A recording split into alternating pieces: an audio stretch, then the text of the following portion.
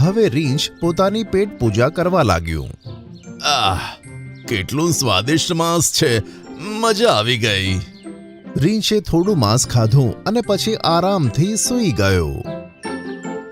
સવારે જ્યારે તેની આંખ ખુલી ત્યારે માંસ ગાયબ થઈ ગયું હતું.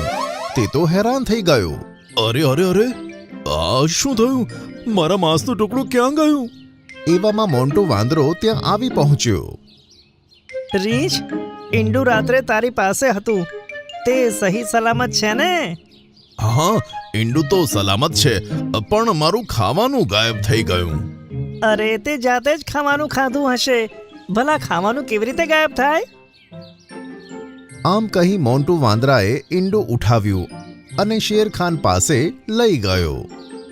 આજની રાત આ ઈંડું સસલાના ઘરે રહેશે, ઠીક છે? જેવી તમારી ઈચ્છા શેરખાન.